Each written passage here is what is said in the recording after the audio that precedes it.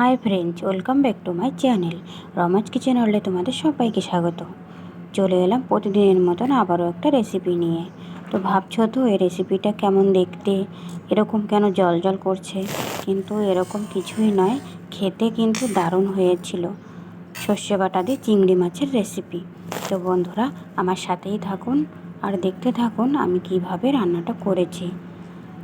কম মশলায় কম তেলে আমি রান্নাটা করেছি, একবার খেয়ে দেখুন, দারুণ লাগে কিন্তু। তো চলুন আমার সাথে আমি কিভাবে বানিয়েছি পুরো ভিডিওটা ফার্স্ট থেকে লাস্ট পর্যন্ত দেখার অনুরোধ রইল। এই দেখুন, প্রথমে চিংড়ি মাছ বেছে বুছে ধুয়ে আমি যে ভেজে রেখেছি, এখন কড়াতে দিয়ে দিলাম দুটো তেজপাতা, দিয়েছি আমি এখানে সরিষার তেল, আর দিলাম গোটা জিরে ফোড়নের জন্য। ফোড়নটা একটু ভাজা হয়ে গেলে এতে দিয়ে দেবো আমি টমেটো কুচি। আমি দুটো মিডিয়াম সাইজ টমেটো কুচি দিয়ে দিলাম, বড় বড় দুটো টমেটো, আর দিয়ে দিলাম এখানে স্বাদ মতো লবণ, দিয়ে একটু ভালো করে নাড়াচাড়া করে নিচ্ছি যাতে সিদ্ধটা হয়ে যাবে, নরম হয়ে যাবে আর কি।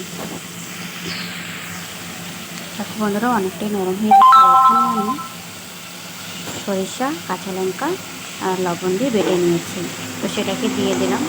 টমেটো নরম হয়ে গেছে, দিয়ে দিচ্ছি, ভালো করে কষিয়ে নেব। আর মিক্সের বাটি ধুয়ে একটু জল দিয়ে দিয়েছি, এখনই দিয়ে দেবো হলুদ গুঁড়ো। যেহেতু কাঁচা লঙ্কা দিয়েছি আমি, সেজন্য বেশি লঙ্কার গুঁড়ো দেবো না, দিলাম যে এটুকু লবঙ্কার গুঁড়ো দিলাম।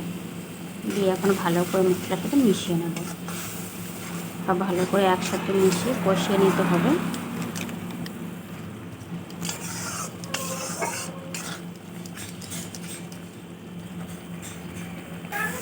দেখো বন্ধুরা, কষাতে কষাতে জলটা শুকিয়ে গেছে। এবার আমি দিয়ে দেবো পরিমাণ মতো জল, যেটুকু দরকার সেটুকুই জল দিয়ে দিচ্ছি।